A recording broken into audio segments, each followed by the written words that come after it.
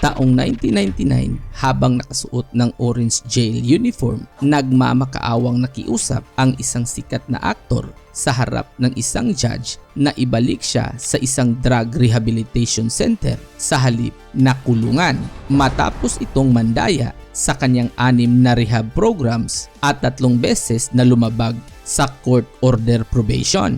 Well kaibigan, ito ang epic na kwento ni Robert Downey Jr. at kung papaano niya nagawang iahon ang sarili mula sa pagiging adik hanggang sa isa sa pinakamalaking movie star sa buong mundo.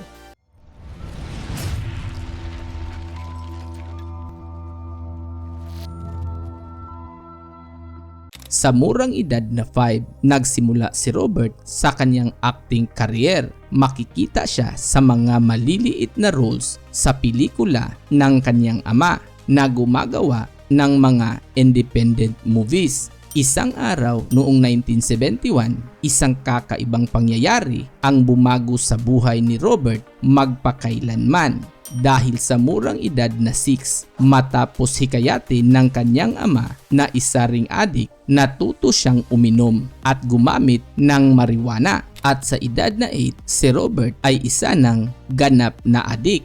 Sa paglipas ng mga taon, lumaki si Robert na lulong sa alak at droga. Ngunit sa kabila ng lahat ng iyon, lumaki rin siyang mahusay na aktor at performer at nagsimulang lumabas sa iba't ibang pelikula. Nagkaroon ng ilang casting gig at kalaunan nakakuha ng lead role sa Hollywood. Hanggang sa isang araw noong 1992, habang gumanap na Charlie sa Charlie Chaplin biopic, nagsimulang sumabog ang karera at kasikatan ni Robert at naging nominado sa Oscar. Ngunit kasabay ng tagumpay na iyon, kasabay ding lumala ang kanyang paggamit ng mga ipinagbawal na gamot at pag-inom. Taong 1996, nasangkot si Robert sa ilang insidente, kabilang na ang pagmamaneho ng nakahubad at naghahalusinate, overspeeding kasama na ang posisyon ng baril at ipinagbawal na gamot, trespassing matapos itong pumasok at natulog sa kwarto ng kapitbahay. Hanggang sa isang araw, pinuntahan siya ng kanyang kaibigan at kapwa-aktor na si Sean Penn sa kanyang bahay at dinala sa isang rehab center. Gayunpaman, makalipas ang ilang araw, tumakas si Robert. Ngunit matapos na hindi sumipot sa 6 na court order drug test at 3 court order probation, naaresto si Robert noong 1999 at nasintensyahan ng 3 taong pagkakakulong.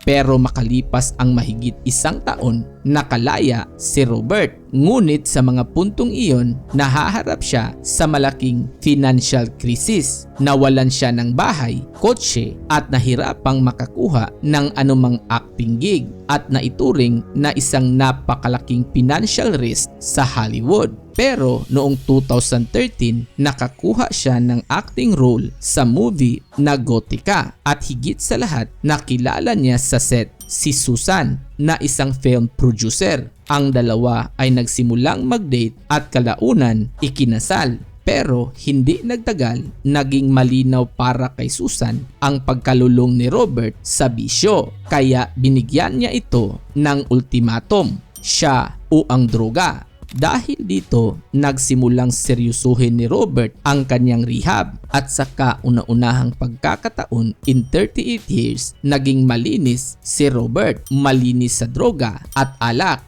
Pero kahit malinis na ito, dahil sa sobrang tagal na nalulung ito sa bisyo, nahirapan siyang makahanap ng taong magtiwala sa kanya, lalong-lalo na yung nasa mga movie studio. Hanggang sa isang araw noong 2006, habang nag-audition sa pelikula na Iron Man, agad na nakita ng aktor-director na si Jon Favreau ang potensyal ni Robert. At matapos ang matinding pakikipagtalo sa mga studio heads at upang patunayan na committed siya sa proyektong ito, pumayag si Robert na tumanggap ng pay cut. Truth is, I am Iron Man. At noong 2008, ipinalabas ang Iron Man at naging isa sa pinaka-highest grossing film sa taong iyon at kumikita ng mahigit kalahating bilyong dolyar. Well kaibigan, ang paglagay kay Robert Downey Jr. bilang Iron Man ay maituring na isa sa pinaka-risky at pinaka-makasaysayang casting decision sa mundo ng telebisyon. Dahil sino ba ang mag-akala na ang dating adik ang magbigay buhay sa bilyon-bilyong dolyar na prangkisa ng Marvel Cinematic Universe? Ang kwento ni Robert Downey Jr. ay isang paalala na sa buhay hindi mo kailangang maging perpekto para maging hero. Ang kailangan mo lang ang piliing tumayo kahit gaano man kadalas madapa. Ito ang The Epic Unlimited kung saan ang bawat kwento ay may mas malalim na katotohanan. Kaya, peace out!